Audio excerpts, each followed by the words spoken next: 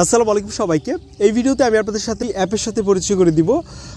ঢাকা শহরের মধ্যে এরকম খোলামেলা জায়গা আসলে খুঁজে পাওয়া খুব মুশকিল, এরকম একটা এনভায়রনমেন্টে চলে আসলাম। সো চলুন শুরু করি। আমাদের অনেকের ফোনে কিন্তু জিক্যাম অ্যাপটা ইনস্টল করতে পারি না। সো জিক্যামের অল্টারনেটিভ হিসেবে আমরা একটা অ্যাপ চাইলে ব্যবহার করতে পারি এবং এই অ্যাপটি দিয়ে আপনি চাইলে এই ধরনের ছবিও তুলতে পারবেন। তো এই ধরনের ছবি তুলবো তার আগে আমি আপনাদেরকে চারপাশের পরিবেশটা একটু দেখাচ্ছি। এটা হচ্ছে উত্তরা সেন্ট্রাল আর হচ্ছে সাউথ, দুইটা মেট্রো স্টেশনের মাঝামাঝি, দেখতে অনেকটা গ্রামের মতো এবং এটা খুব রিফ্রেশিং একটা জায়গা, আমার খুব পছন্দের। নাও পিক্সটিকা অ্যাপটি ওপেন করতে হবে। অ্যাপের লিঙ্ক ডেসক্রিপশন বক্সে দেওয়া আছে। অ্যাপে এসে আপনারা এই দিকটাতে যদি আসেন, এখানে আমরা যদি ক্লিক করি তাহলে এখানে আমরা দেখতে পাবো রয়েছে এখানে প্ল্যানেট, এটা আমরা ক্লিক করব। তারপর আমরা এইভাবে ছবি তুলতে পারি। যদিও প্রায় সন্ধ্যা হয়ে গিয়েছিল, ওই জন্য এতটা ক্লিয়ার আসেনি, পরে আমরা এডিট করে ঠিক করে নিতে পারি। যাকে একটা ছবি তোলার পর এটাকে আমরা আবার এডিট করে নিয়েছি, একটা ওয়াটারমার্কও থাকে, সেটা পরে আমরা ক্রপ করে নিতে পারি।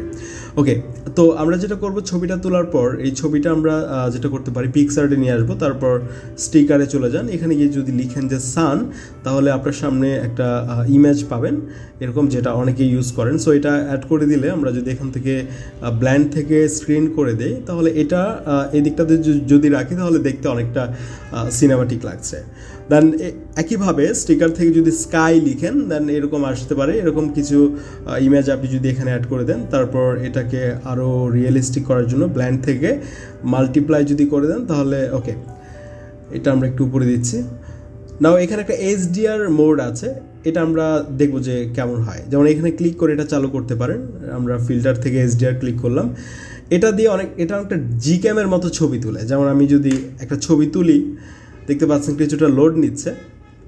কেমন পার্থক্য সেটা আপনারা বুঝতে পারবেন। আমি দুইটা ছবি দেখাবো। আমার ফোনে যে বিল্ট ইন অ্যাপ আছে, ক্যামেরা অ্যাপ স্যামসাংয়ের, সো এটা দিয়ে আমরা একটা ছবি তুললাম। তো এখন আমরা গ্যালারিতে গিয়ে দেখি যে দুইটা ছবির কি অবস্থা। এই হচ্ছে এই ক্যামেরা অ্যাপটা দিয়ে তোলা ছবি, আর এটা হচ্ছে আমার স্যামসাংয়ের ফোন দিয়ে তোলা ছবি।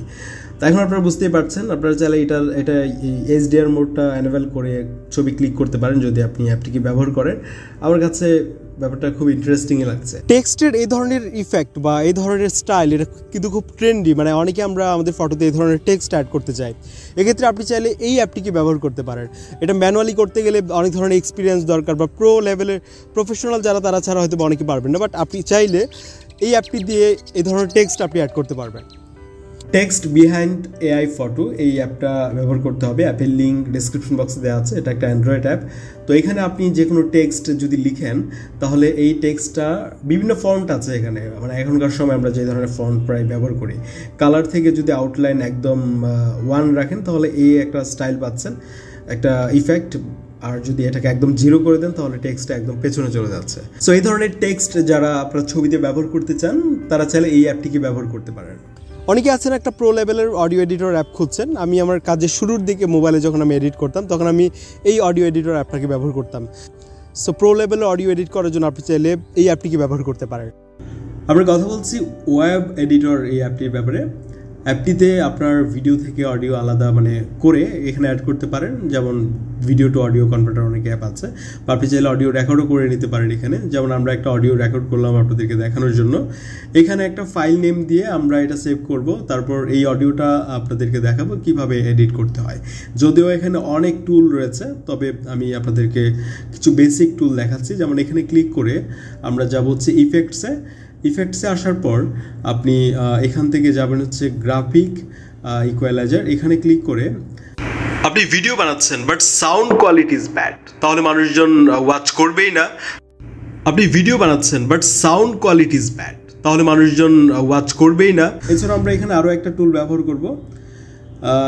এটা ব্যবহার করে আপনি এখান থেকে অডিওটা প্লে করে বুঝতে পারবেন যে আসলে কতটা ক্লিয়ার হচ্ছে বা কতটা ইনহ্যান্স করছে। দেন আপনি এখান থেকে এটা সেভ করে নিতে পারেন। আপনি ভিডিও বানাচ্ছেন but the sound quality is bad, তাহলে মানুষ ওয়াচ করবেই না। আপনি ভিডিও বানাচ্ছেন but sound quality is bad, তাহলে মানুষজন ওয়াচ করবেই না। এই অ্যাপটি নিয়ে আরও ডিটেইল বা অ্যাপটি কোথায় পাবেন এই ব্যাপারে ডেসক্রিপশন বক্সে বিস্তারিত লেখা থাকবে।